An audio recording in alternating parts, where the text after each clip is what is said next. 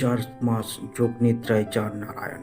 এক পৌরাণিক কাহিনী অনুযায়ী অসুর রাজা বলি দেবতাদের যুদ্ধে পরাজিত করার পর স্বর্গে নিজের অধিকার স্থাপন করেন। এরপর দেবতার ভীতস্বস্ত হয়ে পড়েন। তখন রাজা বলি থেকে নিস্তার পেতে সমস্ত দেবতার বিষ্ণু দ্বারস্থ হন।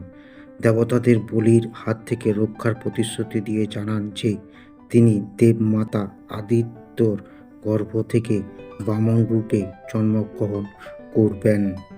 একদা রাজা বলি নর্মদার তীরে যজ্ঞ করছেন। বামন রূপে ধারণ করে বিষ্ণু সেখানে এসে উপস্থিত হন। ব্রাহ্মণকে দেখে তার আদর যত্ন করেন বলি। তারপর বামন রূপী বিষ্ণুকে দানে চাইতে বলেন। তখন রাজা বলির কাছ থেকে 3 পা সমান ভূমি চেয়েছিলেন। বামন রূপী বিষ্ণু বলি ভাবেন তিনি ত্রিলোক অধিপতি। বামনের এই 3 পা সমান কতটুকুই ভূমি বা হবেই। এদিকে যজ্ঞস্থলে দৈত্যগুরু শুক্রাচার্য উপস্থিত ছিলেন। তিনি বামনরূপী বিষ্ণুকে চিনে নেন।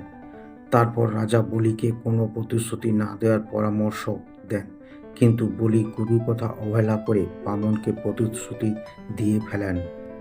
তখন ব্রাহ্মণ দেবতা নিজের 1 পা পৃথিবীর, 2য় পা আকাশে মেপে নেন।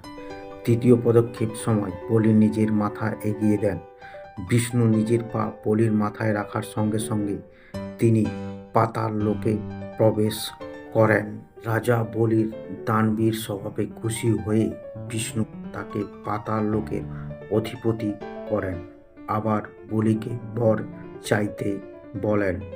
বলি বলেন যে বিষ্ণু তার প্রতি সন্তুষ্ট থাকলে তিনি যেন পাতাল লোকে নিবাস করেন।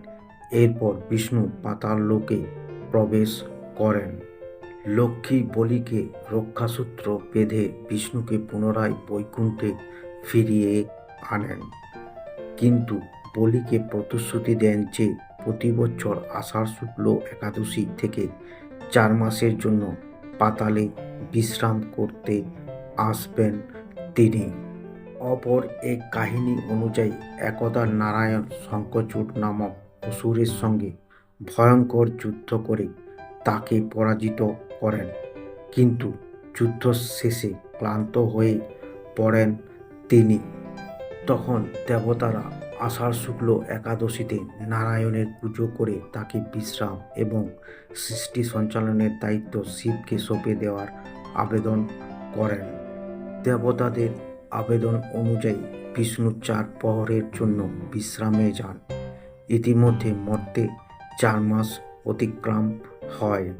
মনে করা হয় এর কারণে বিষ্ণু 4 মাসের জন্য নিদ্রামগ্ন হন।